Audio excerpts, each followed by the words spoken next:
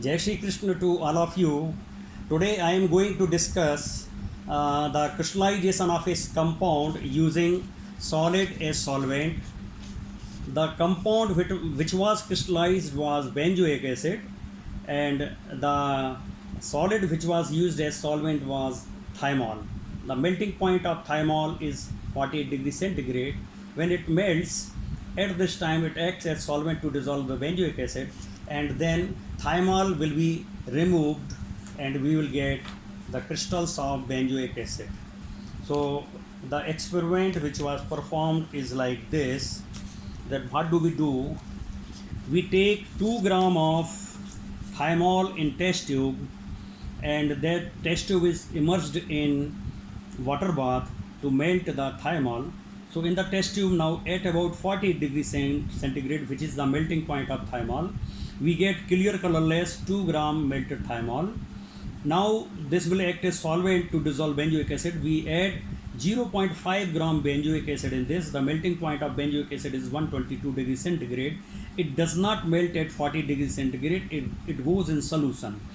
So now we have got the solution of benzoic acid in melted thymol at about 48 degrees centigrade.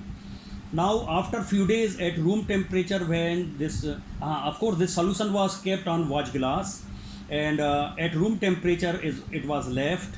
So what happened, after few days I found the shining crystals of benzoic acid. Why? Because thymol is volatile, so it is removed by volatilization, and we get only the benzoic acid on the watch glass. How it is confirmed? That melting point of the shining crystals was found to be 122 degrees centigrade, and which is the melting point of benzoic acid. So it is confirmed that the shining crystals were that of benzoic acid. So in this way what we have done is we have used a solid, a solvent, thymol. We did not use any organic solvent. Okay, now I will give some other examples, means how to utilize this concept. I will suggest some of the things. So other examples of solids which can be used as a solvent for crystallization. By proper considerations, some solids can be tried as solvent for crystallization of a compound. Number one, now what should be the conditions? Number one, compound to be crystallized must have sufficiently higher melting point. Why? For example, in case of benzoic acid, the melting point of benzoic acid is 122 degrees centigrade, and that of thymol, which is going to be used as solvent, its melting point is 40 degrees centigrade. Sufficiently high temperature is there, so that there should be no melting of the other, you may say, the solute. So like this. So means there should be higher. For example, in this case, anyway, no, I am coming to that point, of course, later on. Now number two, no chemical interaction should be there between the two solids. For example, in the previous case, there should be no interaction between thymol and between the benzoic acid. Number three, solute to be crystallized must be soluble in melted solvent. Now this condition should be there. Whatever the solid you are going to recrystallize, that should be soluble in melted solid, which is going to be used as solvent. Okay, so these are the conditions. Then you have to take a nice decision for proper consideration. After proper considerations, you can apply the concept in other for other cases also. So what is the aim of these experiments?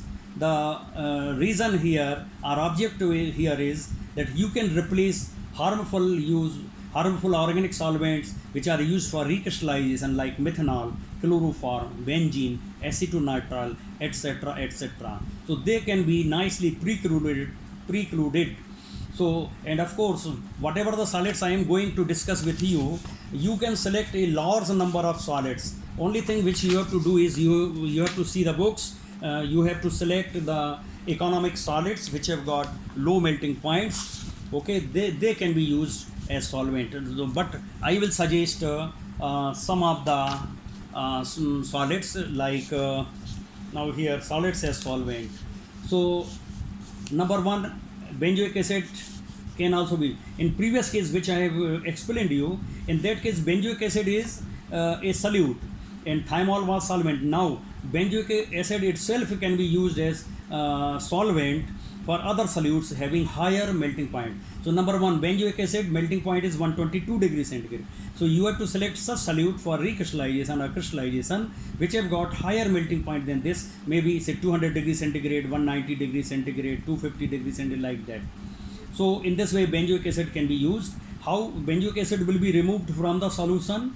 Removal can be done at 140 degrees centigrade in 1 hour. It will be removed in oven.